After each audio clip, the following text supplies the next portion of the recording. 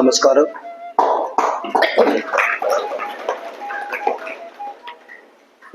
తల్లి సమానులు, తండ్రి సమానులు వయసు కలిగినటువంటి వాళ్ళకి మనస్ఫూర్తిగా చేతులు జోడించి పాదాభివందనం తెలియజేసుకుంటూ, పెద్దలు గౌరవనీయులు పిరిమిడ్ విజయ్ కుమార్ సార్ గారు, రామకృష్ణారెడ్డి గారు, తర్వాత మిగతా పెద్దలందరికీ ఇక్కడికి పిరిమిడ్ ధ్యాన కేంద్రంలో మనస్ఫూర్తిగా ఒక సంకల్పంతో విచ్చేసినటువంటి మీకందరికీ మనస్ఫూర్తిగా అంజలి, గీతాంజలి, నమస్సుమాంజలి. నా పేరు సుబ్రహ్మణ్యం నాయక్, మాది రూపానాయక్ తాండా, వజ్రకరూర్ మండలం, అనంతపురం జిల్లా. సారు చెప్పినట్లుగా మా తాండాలో 1251 ఇళ్ళున్నాయి. అంతా ఒక తాతకు చెందిన సంతతి. కొడుకు కూతురులు, కూతురు కొడుకులు, మొత్తం మా తాండాకి అనుబంధంగా 5 తాండాలు ఉన్నాయి. మా తాండాకి రూపానాయక్ అనేటువంటి మహామేధావి 1933లోనే తాండా నిర్మాణం కోసం తన సొంత పట్టా భూమి ఇచ్చాడు. అప్పుడు మేము కలెక్టర్ సోలమన్ రాజు సార్ వచ్చినప్పుడు, సార్ ఎక్కడన్నా బస్టాండ్లో చిన్న 4-5 సెంట్లు భూమి ఇస్తేనే వాళ్ళ పేర్లు రాస్తారే, స్వాతంత్రం రాకముందే ఇచ్చారు, మరి ఎందుకు చేయకూడదంటే ఆగ మేఘాల మీద స్పందించి గెజెట్ చేంజ్ చేసి డిపిఆర్ఓ, జిల్లా పరిషత్ వాళ్ళకి, తర్వాత డిపి వాళ్ళకి చెప్పించి రూపానాయక్ తాండా అనేటువంటి పేరు గెజెట్ ద్వారా చేంజ్ చేశారు. ఈ చేంజ్ చేయడానికి కారణం ఏమిటంటే, మా పెద్దనాన్న గారు కేశవ నాయక్ సీనియర్లకు తెలిసి ఉంటుంది, 1970లో సర్పంచ్ అయినాడు. 18 సంవత్సరాల వయసులో అప్పుడప్పటికే ఓటకు వచ్చింది. ఆ టైంలోనే సర్పంచ్ అయ్యి, ముఖ్యంగా ఆయన సంకల్పం ఏమిటంటే, సారాయి అనేది సుగాలికి బద్ద శత్రువు అన్నటువంటి విషయాన్ని ఆయన ఆనాడే గ్రహించి తాండాలో సారాయి లేకుండా చాలా వరకు మనస్ఫూర్తిగా, సార్ని నేను నిన్న చూపించాను, నరకం నుంచి స్వర్గానికి రావాలన్నటువంటి ఒక టైటిల్ పెట్టి మా తాండాలో గోత్రాలు ఉంటాయి, 3 రమావత్ సభావట్ అని. అటువంటి గోత్రాలకు సంబంధించినటువంటి కుటుంబాలందరితో వాళ్ళ పెద్ద మనుషులతో సంతకాలు, సారాయి తాగము, తయారు చేయము, వండము అనేటువంటి విషయాన్ని వాళ్ళ సంతకాలు చేశారు, రికార్డెడ్ చూశారు. అది కలెక్టర్ మన రాజశేఖర్ సారు, తర్వాత సోమేష్ కుమార్ సారు కలెక్టర్ ఉన్నప్పుడు మా తాండా విజిట్ చేస్తే ఇవన్నీ చూసి చాలా అప్రిషియేట్ చేశారు. అటువంటిది ఆ రకంగా మా జీవన విధానం ముందుకు సాగుతా ఉంది. మా తాతలు, మా పూర్వీకులు కూడా వాస్తవానికి మా బంజారా చరిత్ర సింధు నాగరికత నుంచి మొదలై ఆ మూలాలతో మా జీవనం సాగుతుంది. ఈ బంజారా జాతి అంటేనే చాలా మంది ఇప్పుడు అంటే అప్పట్లో చాలా నాగరికంగా, ఇప్పుడు పృథ్వీరాజ్ చౌహాన్ పేరు వింటారు. గురుపన్ బిట్టులో పృథ్వీకి చిపణికి పేరు పృథ్వీ అని పెట్టారు. రాణా ప్రతాప్ సింగ్ రాఠోడ్ ఆయన చాలా మేధావులు ఉన్నారు. అంటే ఈ మధ్య సుగాలీలు అంటే చున్నం అమ్ముతారు, సారాయి తాగుతారు, ఏదో చిన్న చిన్న దొంగతనాలు చేశారనేటువంటి ముద్ర పడింది. కానీ చరిత్ర అయితే చాలా ఆదర్శవంతమైనటువంటి చరిత్ర కలిగినటువంటి గొప్ప సమాజం బంజారా సమాజం. అటువంటి సమాజంలో మనమంతా ఒకటే. నేను ఒక కులాన్ని ప్రస్తావన చేయను, ఎందుకంటే కులమున గుణవంతుడు పుట్టిన కులము వెలుగు వాని గుణము చేతాను అన్నటువంటి విషయాన్ని నేను మనస్ఫూర్తిగా గ్రహించి ఆ రకంగా నేను నడుచుకుంటాను. నాకు తెలిసి మాకు ఈ పిరిమిడ్ ధ్యాన కేంద్రంది మా ఉరవకొండలో వెంకటేశ్వర్లు సార్ అని ఆయన వెటర్నరీ పశు సంవర్ధక శాఖలో పనిచేసేవాడు. ఆ సారు ఎప్పుడు ఈ విషయాలు చెప్పేవాడు. మేము చిన్నపిల్లలు ఉంటే చెప్పేటువంటి వాడు. ఆ మర్మము మనకు తెలియక కొంత కొన్నాం. తర్వాత సారు మన నలంద కాలేజీలో అనంతపూర్లో సమావేశం అయినప్పుడు నాకు మళ్ళా రిపీట్ అయింది. అనుకున్నాను మన పిరిమిడికి మనకు ఒక సత్సంబంధాలు ఉంది అని.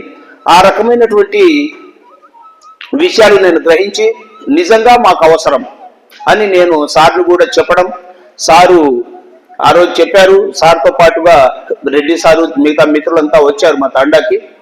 మా తాండాకి వచ్చిన తర్వాత ప్లేస్ ఇక్కడ కడదామంటే మేము, మా పెద్దనాన్న గారు కేశవ నాయక్ గారు కూడా స్థలం మేము ఇవ్వడానికి రెడీగా ఉన్నాం. ఇది ఎందుకంటే మా జాతికి కొన్ని మంచి పాటలు నడవడానికి దోహదపడుతున్నటువంటి విషయాన్ని చెప్పడంతో సార్ కూడా ఏకీభవించి చేశారు. నాకు తెలిసి సమాజంలో ఉన్నటువంటి అనేక జీవరాశుల్లో ఉత్తమమైనటువంటి జీవి ఎవరంటే మానవ జీవి. మానవ జీవికి కావాల్సినటువంటి ఒక దిక్సూచి లాంటిది మన పిరమిడ్ ధ్యాన కేంద్రం. అదే దారి చూపిస్తుంది. నాకు తెలిసి మిగతావి దారి చూపిస్తాయో లేదో నాకైతే తెలియదు, కానీ మనకు దారి చూపించేటువంటి ఏకైక అత్యుత్తమ చాలా అమోఘమైనటువంటి ఒక దిక్సూచి పిరమిడ్ ధ్యాన కేంద్రం. నాకు అది నచ్చి నేను సారు నలంద స్కూల్లో కాలేజీలో ఉన్నప్పుడు చాలా మంది ఉన్నారు, మహిళలు కూడా ఉన్నారు, వాళ్ళని నేను వీర నారిమణులుగా నేను కొలుస్తాను. ఎందుకంటే అద్భుతమైనటువంటి శక్తి, ప్రతి మగవాని విజయం వెనుక ఆడవారి పాత్ర చాలా అమోఘంగా ఉంటుంది కాబట్టి వాళ్ళని వీర నారిమణిగా నేను కొలుస్తాను. ఎందుకంటే ఝాన్సీ లక్ష్మీబాయి గారు ఒక మాట అన్నారు, చేతిలో డాలు తలవారు పట్టుకొని యుద్ధానికి పోతుంటే పక్క నుండి ఆమె అనింది, ఏమమ్మా డాలు తలవారు పట్టుకొని పోతున్నారు, చంపడానిక చావడానిక అంటే, కాదు కాదు రేపటి తరం వారిని బతికించడానికి వెళ్తున్నాను అన్నటువంటి గొప్ప విషయాన్ని చెప్పినటువంటి నారీమణులు. అటువంటి నారీమణులు కూడా ఆ రోజు అడున్నారు. నేను ఐక్యరాజ్య సమితితో పోల్చిన, ఎందుకంటే ఇక్కడ వచ్చేటువంటి వాళ్ళు చాలా మేధావులు, వారి యొక్క శ్రమని సమయాన్ని ఇక్కడికి వెచ్చిస్తున్నారంటే వాళ్ళు భవిష్యత్తులో మన జగద్విఖ్యాతి, ప్రపంచ ప్రఖ్యాతి, విశ్వవిఖ్యాతి గాంచినటువంటి వాళ్ళకన్నా ఎక్కువ సమానులను నేను గౌరవిస్తాను.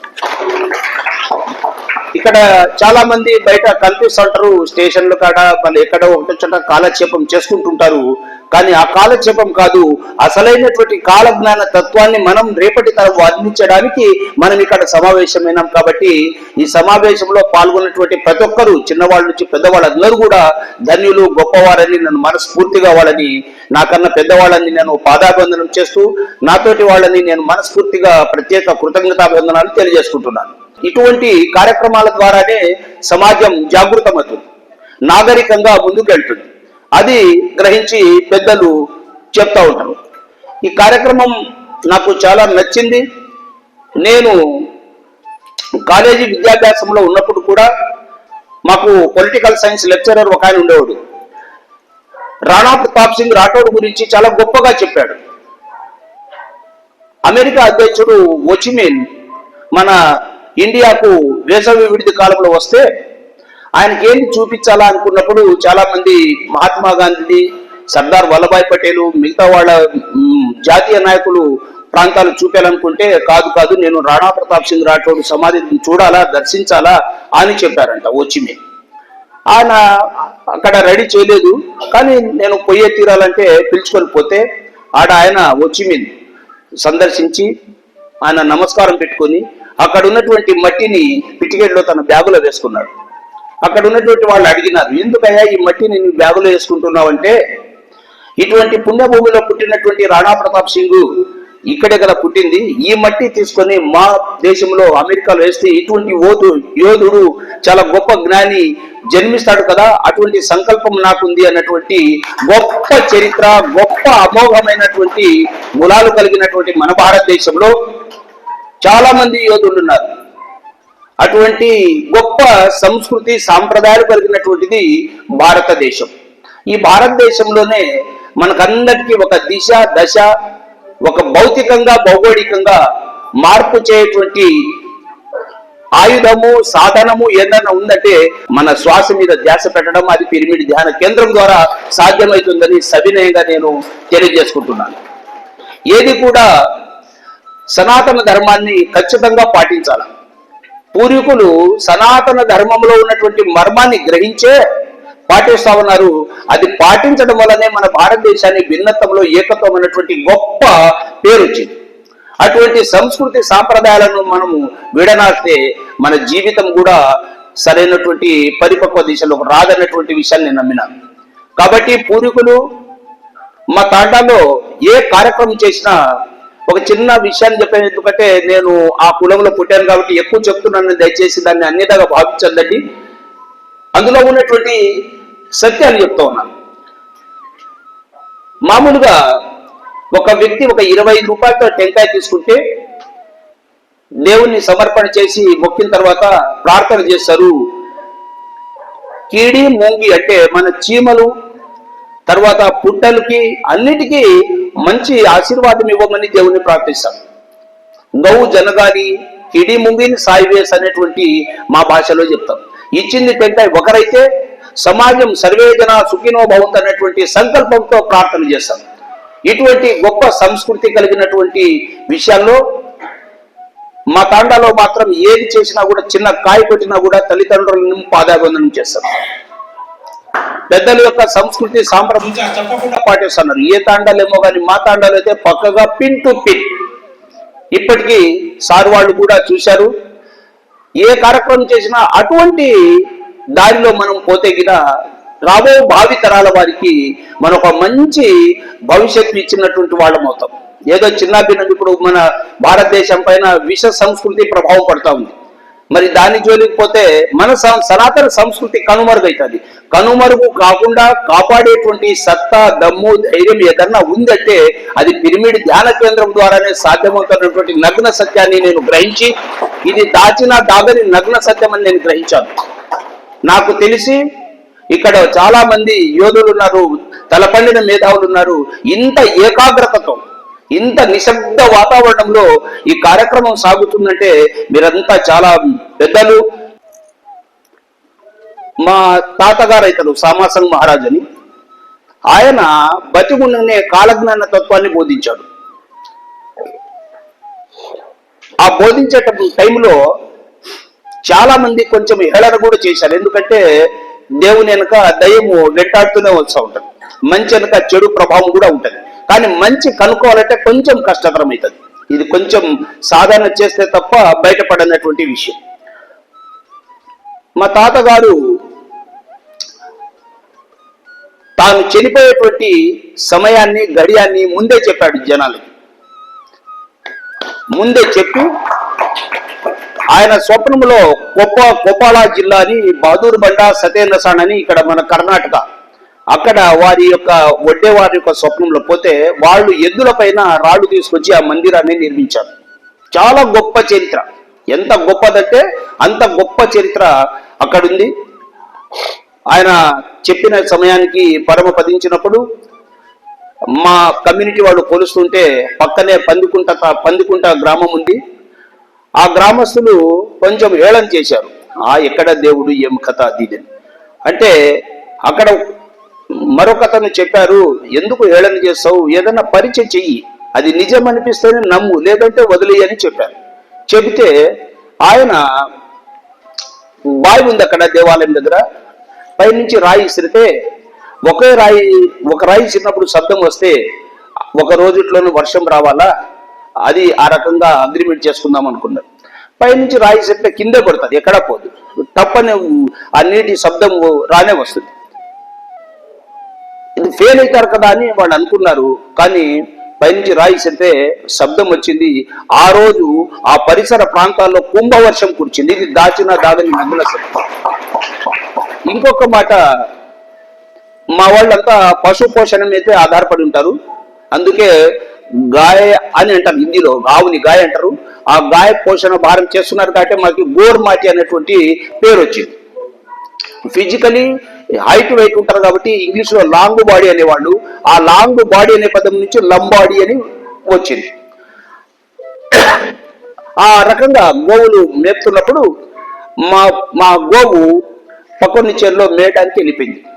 కొత్త వాళ్ళు పట్టేసుకున్నారు, పందుకుంట గ్రామస్తులు కట్టేసుకొని ఒక రోజు 2 రోజులు కాదు, 1 నెల కాదు, 2 నెలలు కాదు, ఈ 6 నెలల పాటు వాళ్ళు ఆడే పెట్టుకున్నారు. ఈయన ఆవు యజమాని ఎతుకుతా ఉన్నాడు, ఎక్కడ దొరకలేదు. ఎందుకంటే ఇష్టంగా మనం పెట్టుకున్నప్పుడు పెన్ను పోయినా కూడా చాలా బాధపడతాం. ఇష్టంగా పెట్టుకున్నప్పుడు అది పరాయిది వచ్చింటే అది మనమేం లెక్కేయము. కానీ ఇష్టంగా పెంచుకున్నప్పుడు ఆవు పోయింది అని ఆయన అంతా వెతుకులాడుతుంటే ఎవరు పత్తాయిలేదు. ఆ రోజుల్లో పందికుంట గ్రామస్తుల దగ్గర మా ఆవు మీరు కట్టేసుకున్నారు కదా అని చెప్పే ధైర్యం కూడా మాకు లేదు. ఎందుకంటే అటువంటి నియంత పాలన ఆ రోజుల్లో సాగింది. ఎవరు తప్పుగా అర్థం చేసుకోవద్దు. ఆ టైము నేను సిచ్యువేషన్ చెప్తా ఉన్నాను. అప్పుడు పెద్ద మనుషులను వెంటేసుకొని పోయి, అయ్యా మా ఆవు పోయింది, మా ఆవు ఇక్కడే ఉందని విన్నాము, చూసినాము అని కూడా చెప్పలేదు, విన్నాము ఇక్కడ ఆవు ఉందని, దయచేసి మా ఆవు ఏమన్నా అని చాలా వినయంగా అడిగితే ఆవులేదేమలేదు అని చెప్పారు. కానీ చూడండి అన్నారు. చూసిన తర్వాత మీదే అని ఎట్లా గ్యారెంటీ అన్నారు. మీదే ఆవునేం గ్యారెంటీ అంటే లేదు మాదే అని అంటే సరే మీ సమాసంగ మహారాజ్ దేవాలయం ఉంది కదా, అక్కడ ప్రమాణం చేస్తాం మీదే అని అన్నారు. అన్నప్పుడు ఆ పెద్ద మనుషులు ఒక ఒప్పందాన్ని కుదుర్చుకున్నారు. కుదుర్చుకున్న తర్వాత పోతుంటే ప్లాన్ ఏమంటే, పద్ధతి ఏమంటే, అక్కడ కృష్ణా జలాలు పోతున్నాయి మా దేవాలయం ముందర.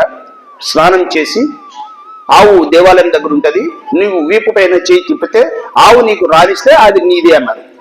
ఒకవేళ రానికపోతే నీది కాదు అని ఒక ఒప్పందాన్ని కుదుర్చుకున్నారు.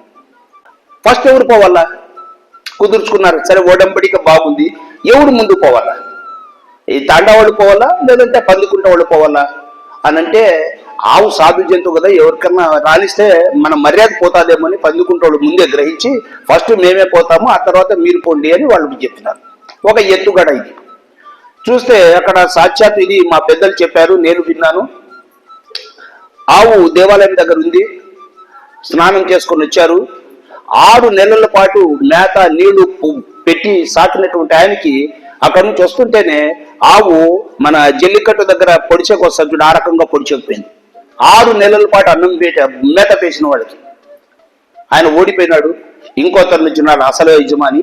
ఆయన అంత దూరం నుంచి వస్తుంటే నాకుతా ఉంది, నాలుక తీసి నాకుతా ఉంది.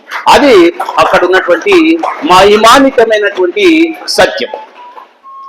ఇలాంటి ప్రాంతాన్ని సారు వాళ్ళు సందర్శించారు, చూశారు. ఆ ప్రభావితం మాకన్నా వాళ్ళు ఎక్కువగా గ్రహించారు. ఎందుకంటే మన జ్ఞానం, నా జ్ఞానం పరిమితమైనటువంటి జ్ఞానం. ఇలా మనం ప్రాంతాలని పసిగట్టడంలో, తర్వాత మనకు భవిష్యత్తులో మనకు కావాల్సినటువంటి విషయాన్ని మనం సమకూర్చడంలో ఎవ్వరూ వెనకాడకుండా ఖచ్చితంగా మనం మనసులో ఏదైతే అనుకుంటామో అది సంకల్పం అయ్యేంత వరకు మనం శ్రమించాల్సిందే. అది భారమైన, ఆర్థిక పరమైనటువంటి చిక్కులు ఎదురైనా, అవరోధాలైనా మనం అనుకున్నటువంటి గమ్యాన్ని చేరడానికి మనకు భగవంతుడు శక్తి సామర్థ్యాలు ఇచ్చి మనందరి జీవితాలు నందన వనములాగా, పూల పాన్పులాగా, వినోద విలాసాల పరమళ భరితంగా జీవితాంతం మనందరికీ మనస్ఫూర్తిగా దేవుడు దీవించాలని కోరుకుంటూ, సేవాలాల్ మహారాజ్ తన యొక్క జీవితం మొత్తం బ్రహ్మచారిగా ఉంటూ ఆయన తిరగని సంచరించని ప్రాంతమే లేదు. జపాన్, జర్మనీలో కూడా పోయారు. జిప్సీ బంజారా, రోమా బంజారా అని అంటారు. జపాన్, జర్మనీలో ఉన్నాడు. మొత్తం ఆ పరిసర ప్రాంతాలంతా తిరిగినాడు సేవాలాల్ మహారాజ్. సేవాలాల్ మహారాజ్ ఒకటే బోధన, గోర్మాటి చోడోమత్ పెనార్ థాటి, అంటే సనాతనంగా వచ్చినటువంటి ధర్మాన్ని విడనాడద్దు అని. సదారీజో దారు బోటి తీసేటి అన్నాడు. ఆ రోజు అన్నాడు సేవాలాల్ మహారాజ్, దారు అంటే సారాయి, బోటి అంటే మాంసం, దానికి దూరంగా ఉండండి అని సేవాలాల్ మహారాజ్ ఆ రోజే బోధించాడు.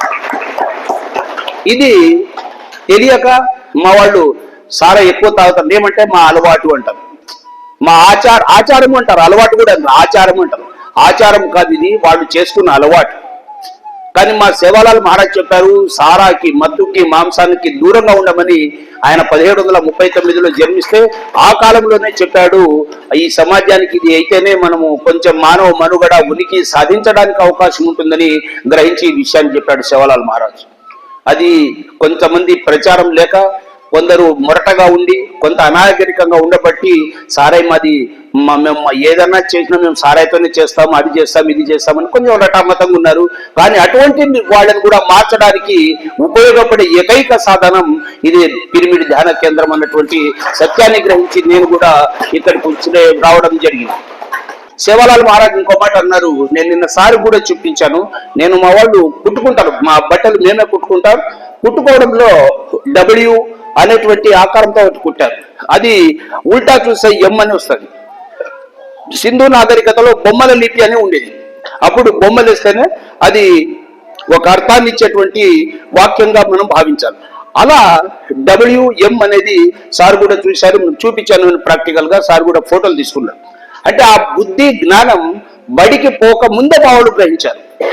బడికి పోతే తప్ప అక్షరాలు నేర్చుకున్నటువంటి ఈ రోజుల్లో బడికి పోలేదు, వీధి బడికి పోలేదు, విశ్వవిద్యాలయానికి పోలేదు. కానీ అంతటి జ్ఞానం సంపాదించుకున్నారు అంటే ఆ తల్లులు నిజంగా వాళ్ళ పాదాభివందనం చేస్తారు. వాళ్ళ యొక్క ఏకాగ్రతతో వాళ్ళు సాధించినటువంటి గొప్ప కీర్తి ప్రతిష్ట అనేటువంటి విషయాన్ని నేను చాలా నిర్మోహమాటంగా, ఘంటాపదంగా మీ అందరి ముందర నేను తెలియజేసుకుంటున్నాను. సేవాలాల్ మహారాజ్ సమాజంలో అశాంతి, అధర్మం ఉన్నప్పుడు తన ధర్మ బోధనల ద్వారా జాతిని జాగృతం చేశాడు. ధర్మ బోధనల ద్వారానే కేవలం అటువంటి జాగృతిని చేసినప్పుడే ఈరోజు మేము దేశవ్యాప్తంగా భారతదేశ వ్యాప్తంగా ఈ భూమండలంలో ఉన్నటువంటి ఆసియా ఖండాంతరాలం మన పేరు ప్రఖ్యాతులు గాంచిన సేవాలాల్ మహారాజ్ చేసినటువంటి గొప్ప ఇదేమిటంటే మత్తుకి మాంసానికి దూరంగా ఉండాలన్నారు, సమాజాన్ని ధర్మ బోధనలో జాగృత పరిచాడు. ఇలా జాగృత పరచడం బట్టే ఈరోజు మేము అంతో ఇంతో ఆ ఉనికి గౌరవం పొందుతున్నాం సమాజంలో. సేవాలాల్ మహారాజ్ ఇక్కడే గుత్తి దగ్గర గులల్దొడి సమీప ప్రాంతంలో జన్మించాడు 1739లో. ఇంతటి వైభవ్ దేశవ్యాప్తంగా వ్యాపించింది పేరు. ఈరోజు నా దగ్గర వీడియో ఉంది. నరేంద్ర మోడీ దేశ భారత గౌరవ ప్రధాని సేవాలాల్ మహారాజ్కి జై అన్నాడు. పౌరాగఢ్లో 750 కోట్లతో నంగారా భవన్ అనేటువంటి మ్యూజియం కట్టాడు. ఆ మర్మం తెలుసుకున్నాడు ఆయన. ఇక్కడ ఉంది సత్యం అనేటువంటిది గ్రహించాడు భారతదేశ ప్రధాని. ఇంతటి గొప్ప చరిత్ర కలిగినటువంటి మా సమాజానికి పిరమిడ్ ధ్యాన కేంద్రం ద్వారా కులము వర్గము విభేదాలకు దూరంగా మనమంతా ఒకటే. అసలైనటువంటి మతం ఏదంటే మానవత్వమే మనందరి మతం. అటువంటి మానవత్వంతో కూడినటువంటి మీకందరికీ ఇక్కడికి రావడం జరిగింది. సార్ కూడా ఆ పరిసర ప్రాంతాల్లో సందర్శించినప్పుడు సార్ ఇక్కడ పిడిమిడి ధ్యాన కేంద్రం పెడితే ఇది శాఖోపశాఖలై చాలా విస్తారమవుతుంది, ఇది చాలా గొప్ప తీర్థ క్షేత్రం అవుతుంది అన్నటువంటి విషయాన్ని పసిగట్టి చెప్పడంతో మా జనాలు రెట్టింపు ఉత్సాహంతో సారుకు మేము చాలా కృతజ్ఞతలు తెలియజేసుకుంటున్నాం. అక్కడ సమీపంలో సారు చెప్పినప్పుడు మేము 40-50 మంది అక్కడ సమావేశమైనాం. అయినప్పుడు తెలిసింది ఏమిటంటే సార్ వస్తారని మేము అనుకోలేదు. మా వాళ్ళు కూడా ఇంతటి వైభవంగా ఈరోజు ఈ కార్యక్రమం సంకల్పం సిద్ధిస్తుందని అనుకోలేదు. అది అనుకోకుండా ఆగమ్యకాల మీద అది ప్రాప్తి కలిగింది ఆ కార్యక్రమానికి. ఆ రోజే రూపకల్పన చేశారు సారు. ఇటువంటి కార్యక్రమాలు ముందుకు చాలా బృహత్తరమైనటువంటి ఆలోచనలతో ముందుకు సాగుతారని తెలియజేసుకుంటూ మనమంతా కలిసి ఉండి ఈ ధ్యానం ద్వారా ఈ శ్వాస ద్వారా ఆరోగ్యంతో పాటు మన యొక్క ఆదర్శ జీవితం కూడా భావితరాలకు వాళ్ళు అందించే అవకాశం కల్పిస్తారని కోరుకుంటూ ఈ అవకాశం ఇచ్చిన పెద్దలందరూ మనస్ఫూర్తిగా మరొక్క వారు ధన్యవాదాలు తెలుపుతూ సెలవు తీసుకుంటా.